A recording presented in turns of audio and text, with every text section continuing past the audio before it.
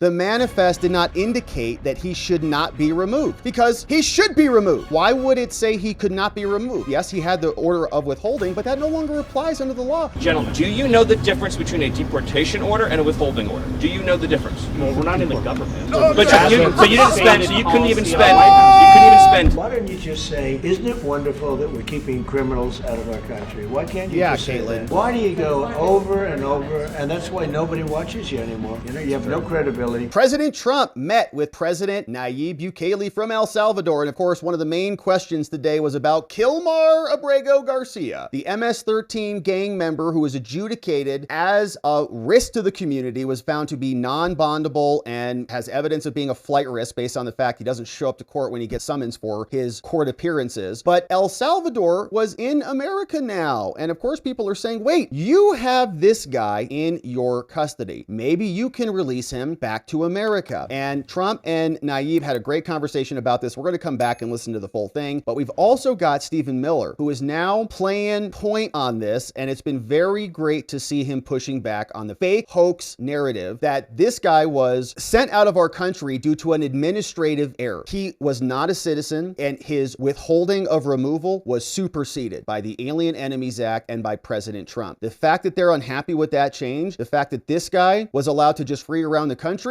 without any enforceability, does not give him a due process right against removal when somebody who actually enforces the law comes in and does their job. So Stephen Miller is going to explain what's happening, but let me also show you this, which is the new response from the counter narrative. Roger Parloff, who does a bunch of reporting on the news, is saying that Stephen Miller, who we'll listen to, and his new theory of a Democratic saboteur is false. He says the error was admitted by Robert Cerna. And so let's think about this. We follow the bouncing ball through the chain of custody of information. And when did this dumb story of an administrative error come into the lexicon here in this case? Well, as you can see, it was here, it looks like, March 31st, 2025. This came in the form of a declaration that was submitted by Robert Cerna, ICE Acting Field Office Director. Now, he says here, now ICE was aware of this grant of withholding of removal at the time Abrego Garcia's removal from the United States. Reference was made to this status on internal forms, okay? In other words, and by the way, you can be aware of the withholding and override the withholding. Yeah, no, I know the withholding is there. It's no longer valid. This guy's not eligible for withholding because he's a terrorist. Okay, withholding of removal would be for people who are not elevated to that status. Let's say some people come across the country to make a better life for themselves and their family, whatever that trademark is that they have, that they keep telling us. They come over, they're not gangbangers, they're not terrorists, they're not drug dealers or murderers who take out Laken Rileys or anybody like that. They come in, maybe their papusa business is actually under attack, and they're just kind of regular old illegals, illegal aliens in our country, just regular old run-of-the-mill illegals. We got like 15 million of them. You know what I'm talking about. They come in, they get picked up, there's a proceeding. They say, we're not going to return you to that country because of this danger. You're a political prosecution victim or whatever the circumstances are. Great. But if you're a terrorist, if you're a designated terrorist, if you're MS-13, if you're Al-Qaeda, if you're anybody, you don't get that same protection, okay? Like, we're not going to give you the same benefit against withholding if you're elevated to a higher status. This guy was. He was already adjudicated MS-13 before by 2 other judges, and he appealed that too. So his due process is gone. He got plenty of it. And yes, in other words, we can know there was withholding. We don't care. He's now designated a terrorist. He's gone. Withholding no longer applies. So then we get into this paragraph. He says, now this is from the ICE director on 331. Through administrative error, whatever that is, Abrego was removed from the United States to El Salvador. This was an oversight. Paragraph preceding, he says, he was not on the initial manifest of the Title 8 flight to be removed to El Salvador. Rather, he was an alternate. As others were removed from the flight for various reasons, he moved up the list and was assigned to the flight. The manifest did not indicate that he should not be removed because he should be removed. Why would it say he could not be removed? Yes, he had the order of withholding, but that no longer applies under the law. What the judge was saying and invoking that withholding protection, it's invalid for terrorists. We don't say terrorists don't get to go home. They go. Other people who don't rise to that level maybe can stay, or at least not go back to that same country. So again, others were removed from the flight. He moved up the list. It did not say he should not be removed. Now, through administrative error, he was removed from the United States to El Salvador. This was an oversight, and the removal was carried out in good faith based on the existence of a final order of of removal, which he had, and Abrego's purported membership in MS-13, which was adjudicated by a court. Okay, so this administrative error, I'm still not real sure what it was. He was not on the initial manifest, and I think that's the issue, is like his name was not on the manifest. Like, it's kind of like an accounting error. Like, we didn't track who this person was or where he was at the time, but he was removed to El Salvador. And in my interpretation of that, the removal was valid, okay? And by the way, so just to be clear on this, I'm not blaming this guy for this insertion of this administrative error language. I would also attribute that to the DOJ attorney who was fired in the immediate aftermath of this case percolating. And you recall that the person who was also in conjunction, who was probably, okay, the way this stuff works, is the DOJ person who's in this case kind of defending the case. They will go and get the declarations and have the conversations with these people. So there was an attorney, basically he's almost fired. He's on suspension or on administrative leave rather. You remember his name. His name is Erez Ruvini. And right after this case got started, the acting deputy director said, "You're done. Ruvini didn't follow a directive from your superiors." He was put on indefinite leave on Saturday after questioning Trump and their administration's decision to deport a Maryland man. He's not a Maryland man. He's an El Salvadorian man back to El Salvador 1 day after representing the government in court. Okay. This attorney, whose name is Erez Ruvini, went in there and was not doing his job and was probably poisoning this entire case with this declaration. And so he got fired or is on suspension or on leave. At my direction, every DOJ attorney is required to zealously advocate on behalf of the U.S., said Pam Bondi. Any attorney who fails to abide by this direction will face consequences. Under questioning by a federal judge on Friday, Mr. Ruvini conceded that deportation last month should never have taken place. That's his opinion. This is the person who inserted that narrative into this whole case. Should never have taken place. What? Why not? It was overridden. The withholding no longer applies. He also said he'd been frustrated when this case landed on his desk. So he was a respected 15-year veteran of immigration, whatever. Tried to persuade judge. Less than 24 hours later, Mr. Blanche, Trump's former attorney, said he was engaging in conduct prejudicial to the client. Mr. Blanche suspended him with pay, cut off access to his work email, blocked him from performing any duties related to the case. So the guy got excommunicated. Now, the judge in this case, Paula Zinnis, said that you got to bring this dude back and more. So you can see, right, that person was involved in this case during the creation of these declarations. So it's through administrative error. They say he was removed to El Salvador, which I totally disagree with. And the new declaration that we read in the prior segment, which was now sent in by Evan C. Katz, says there's a clear chain for his removal. In 2019, an immigration judge said, no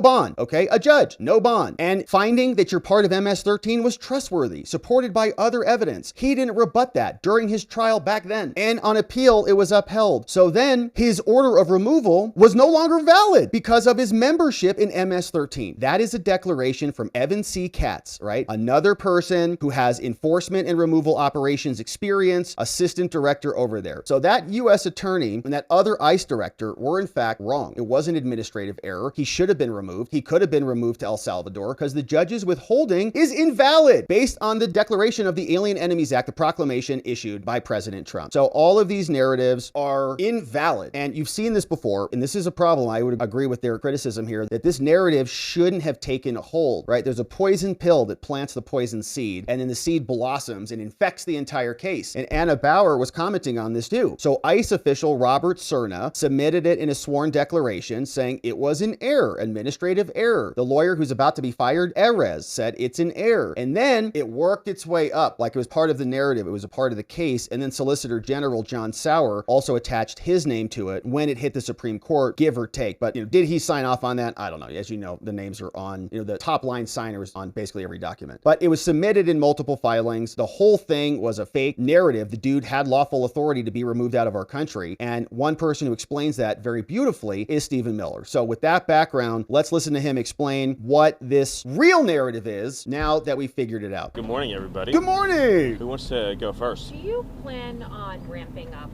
or does the administration plan on ramping up deportations to El Salvador? And how many people Definitely. do you want El Salvador I hope. to take from the United States? Well, as an example, there are thousands of either trained Nicaragua members left in this country or their affiliates and associates. So obviously some portion of those will be going to El Salvador as part of our effort to eradicate this foreign terrorist organization from the United States. But there's no upper limit to the agreement. We're going to continue to send foreign terrorist aliens to El Salvador as well as to many other countries. Is the president asking President Bukele today to send Mr. Abrego Garcia back to the U.S.? Again, to be very clear about this, the Supreme Court ruled that the district court cannot, obviously, compel us to conduct diplomacy or foreign policy with another nation. And so they overturned the district court order. And they said very clearly that the district court, it was actually a unanimous ruling, overreached in that ruling. I'm not going to reveal any head of state conversations or conversations at the State Department or the lower level, but the important point that we all agree on is that he's an El Salvadorian. That is his country of nativity and citizenship. Yep. He is an illegal alien in the United States. True. He has no lawful right to be here. Right. He was issued a final order of removal from this country, and so it's up to El Salvador and to the government and the people of El Salvador what the fate of their own citizens is. We can't extradite citizens of foreign countries to our country over the objection of those countries. Obviously, to do that would be a monstrous violation of international law. We can't go into other countries, kidnap their citizens, and then take them back into our country. That's up to El Salvador and their own. To send him back, right? But it's their own citizen, right? So remember, this whole entire conversation has been wrong from the beginning because nobody was mistakenly deported anywhere. Yes. That's like the big fact that most of you have gotten wrong. No one was mistakenly sent anywhere. The only mistake that was made is a lawyer put an incorrect line in a legal filing, and they've since been relieved of doing it. He is El Salvadorian. He is an illegal alien. He was deported to El Salvador. I would welcome anyone here to tell me what country they think we should be sending El Salvadorian illegal aliens to. Didn't the judge order that he not be deported to El Salvador 5 years ago? So what you're referring to is an immigration judge. So that's Article 2, not Article 3. So there was no Article 3 restraint on his removal. A withholding order or a cancellation of removal order, first of all, as I'm sure you know, does not eliminate the deportation order, right? We all agree on that. So his status was he's an illegal alien who's been ordered deported, which means he can be indefinitely detained and removed to any other country in the world, right? He can be sent to literally any country on the face of the earth. But the preference, general matter, is to deport someone to their home country, right? In this case, El Salvador. Because he is a member of a foreign terrorist organization, withholding orders don't apply to FTOs for obvious reasons. So if you had an illegal alien, say, from Syria, who's a member of ISIS, they can't apply for withholding of removal. So that principle applies here. Furthermore, the gang that he said was going to persecute him, so this theory that he's an MS-13 and there's this rival gang, the 18th Street Gang, doesn't exist anymore in El Salvador. So the entire concept is false. But again, when the media talks about the idea that there was a mistaken removal, it implies to, I think, a normal listener, the wrong person was sent somewhere. He's an illegal alien from El Salvador. Where was he sent? To El Salvador. Where does he belong? In El Salvador. Right? It's different sending someone home and sending them into a prison that they could remain in for It is life. up to El Salvador how to handle the process for their own citizens. Again, what you seem to be asking us to do is to change the government and the laws of El Salvador. So if we deport somebody back to, for example, Syria, should we be closely involved on a day-to-day basis with the Syrian government, detailing that person's life and future? Their business. If we deport, say, 100,000 people back to Haiti, should we open a case file on each of those 100,000 people and ask every day, what's their housing situation? What's their healthcare situation? What might they need? What might they want? Once someone's out of our country, that becomes the problem of their host country, not our country. These people chose to invade us. Right. So there's a lot of concern from the corporate media about the invaders, but they chose to invade us. It's our responsibility to return them back to where they came from or another country willing to take them. Is the president going to ask for him to be returned to the United States or not? Like, yes or no? First of all, that's not a question for me to answer, but I think that the assumption that underlies the question is what needs to be corrected, which is that there was no mistake that was made. Let me ask you, so what do you think would happen to him if he came back to this country? Your understanding of immigration laws, what do you think would happen? But I'm just It's important to know. You're asking a lot of questions. You're all asking a lot of questions about this, and you all seem to care about it a lot. So let's see if any of you have researched anything about this issue at all. Can anyone here tell me what would happen to the illegal alien from El Salvador if he came back to the United States? Obama would invite him over for dinner. Does anyone want to guess? Any of you? He could be with his family. Does any of you know the answer to the question? Legally, what would happen if he came back here? Does any of you know? We'd arrest him. I'm talking now. You need to stop. I'm talking now. Doesn't think he should be returned. Why was it unanimous? You're done. Does any of you know the answer to the question? Does any of you? You've been talking about it for days. You all would deport him again, no? He would be arrested. Yes, he'd be put in confinement. He would be deported the second time to El Salvador again because there's no withholding order for an alien who's a member of a foreign terrorist organization, number one. Number two is the gang that he's a member of doesn't exist in El Salvador anymore. So what you're asking for is to be deported twice. But additionally, if we chose to just pretend that withholding order was real, he would be deported to a different country. So, for example, he could be deported to Egypt. So I'm just trying to understand, is it your view, in other words, you have to find a country that would be willing to take a MS-13 member from El Salvador. So I'm trying to understand from you all is, so if he came back and under our laws, he was then deported to Egypt or to Somalia, would you then be saying, great, I'm so glad that you deported him to another country? Is that what you'd all be saying? Like, do you understand our immigration laws at all? Do Gentlemen, do you know the difference between a deportation order and a withholding order? Do you know the difference? They don't. Any of you, please. No. Do you? No. Well, we're not in the government. No, But you didn't spend, so you couldn't even spend 72 hours over the weekend learning the distinction, even writing and talking about it this whole time. Steven, we're not going anywhere. Please. On the gold cards. Just raise your hand. We're not in Does the any of you know the government. difference between a deportation order and a withholding order? My question is, how do you know that he's a member of MS-13? The White House No, they don't. said according to intelligence. According to, But by what the way, evidence? according to our government and his government. In other words, his But government has why not confirmed make based on that their own information intelligence public? that he's a member of MS-13. First of all, do you dispute that he's an illegal alien? No. Okay. Okay. And you dispute that as an illegal alien, you have the right to deport him. Going through the He went through the legal process. So what I'm getting from this conversation, which is educational for me, Yes, it is. that Me not too. one person in the media knows the difference between a deportation order and a withholding order. They have no idea. Is that a fair statement? You're learning about this all for the first time right now? Yes, they are. I guess so. Okay. Wow. So the deportation order means Wow. the judge has said he must be deported from the country. He has no right to remain here any longer. He must be removed from the country. So his only options are to be deported to his home country or another country. That's it. There's no other option. He doesn't get to stay here. He doesn't get to live here. He has no future here. He has no right to be here. He's an illegal alien. So when you keep saying return, because you've been spun up by the open borders advocates, you all seem to be operating under the illusion that he would be able to come to the United States and just continue to live here illegally. That's not an option available to him. His only choices in life are to live in El Salvador or to live in another country. That's it. There's no other option, legally or otherwise, because he came to our country illegally. Do you understand that? No, they don't. That was epic. Stephen Miller just crushed. Did you hear the silence? There could be a pin drop out there. Can you understand the difference between withholding and being in our country legally? They can't even understand the difference between the two. Now, Nayeeb came in to the Oval Office today, and here is what that sounded like when Caitlin Collins started asking, are you going to bring him back? Do you plan to ask President Bukele to help return the man who your administration says was mistakenly deported? The man who was mistakenly deported to El Salvador? Wasn't mistakenly Well, deported. let me ask Pam, would you answer that question? Sure, President. First and foremost, he was illegally in our country. He had been illegally in our country. And in 2019, two courts, an immigration court and an appellate immigration court, ruled that he was a member of MS-13. Due process. And he was illegally in our country. Right now, it was additional paperwork had needed to be done. That's up to El Salvador if they want to return him. That's not up to us. The Supreme Court ruled, President, that if, as El Salvador wants to return him, this international matters, foreign affairs, if they wanted to return him, we would facilitate it, meaning provide a plane. No, we wouldn't. And you are doing a great job. Thank you. Can you just also respond to that question? Because, you know, it's asked by CNN, and they always ask it with a slant because they're totally slanted because they don't know what's happening. That's why nobody's watching them. But would you answer that question also, please? Yes, gladly. So, as Pam mentioned, there's an illegal alien from El Salvador. So, with respect to you, he's a citizen of El Salvador. So, it's very arrogant even for American media to suggest that we would even tell El Salvador how to handle their own citizens as a starting point. Yes. As two immigration courts found that he was a member of MS-13. When President Trump declared MS-13 to be a foreign terrorist organization, that meant that he was no longer eligible under federal law, which I'm sure you know, you're very familiar with the INA. Yeah, look it up. That he was Caitlin. no longer eligible for any form of immigration relief in the United States. Terrorist. So he had a deportation order that was valid, which meant that under our law, he's not even allowed to be present in the United States and had to be returned because of the foreign terrorist designation. This issue was then, by a district court judge, completely inverted, and a district court judge tried to tell the administration they had to kidnap a citizen of El Salvador and fly him back here. A terrorist. That issue was raised to the Supreme Court, and the Supreme Court said the district court order was unlawful and its main components were reversed 9-0 unanimously, stating clearly that neither Secretary of State nor the President could be compelled by anybody to forcibly retrieve a citizen of El Salvador from El Salvador, who again is a member of MS-13, which, as I'm sure you understand, rapes little girls, murders women, murders children, is engaged in the most barbaric activities in the world, and I can promise you, if he was your neighbor, you would move right away. In the Supreme Court, Steve, was it 9-0?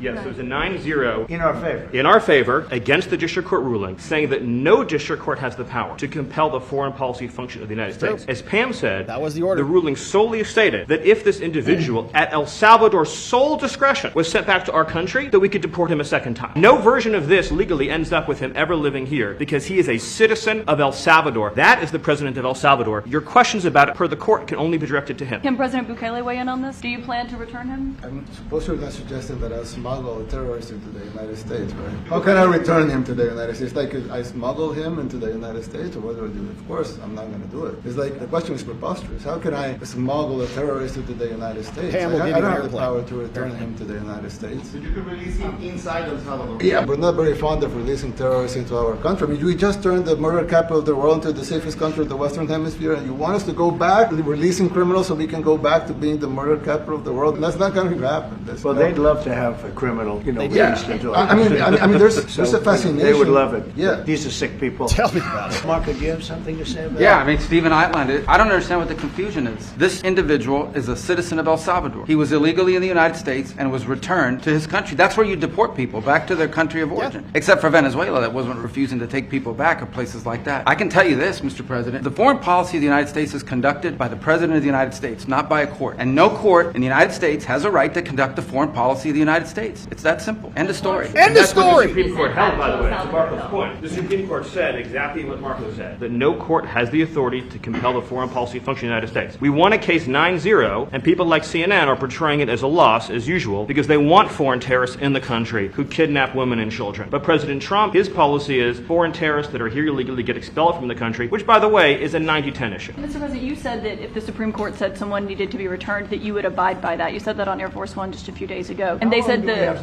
it must be facilitated. Why don't you just say, isn't it wonderful that we're keeping criminals out of our country? Why can't you just say that? Why do you go over and over? And that's why nobody watches you anymore. You have no credibility. Please, go ahead. It's true. Answered it beautifully and brilliantly. This guy is an El Salvadorian citizen. He was not an American citizen. He had no lawful right to be in our country. Already had an order of removal. The basis for his withholding of removal to El Salvador in terms of the facts in El Salvador have totally changed. There's no more pupusa attacks, so he can go help his mom with her pupusas. And the law has changed in America, whereby somebody is now in charge, actually running our country for the first time in a long time, and has declared them to be terrorists under the law that was codified by Congress. This is a new executive order that Trump just made up out of something that they screech about, even though he has the power to do it. He's acting under the color of law, under a congressional statute. So it's Congress plus the executive branch overrides an immigration court judge and their withholding from a long time ago. This guy got plenty of due process. El Salvador is now dealing with a gang member according to El Salvadorian judicial policies, and so he can take it up with them. But he's not coming back to America.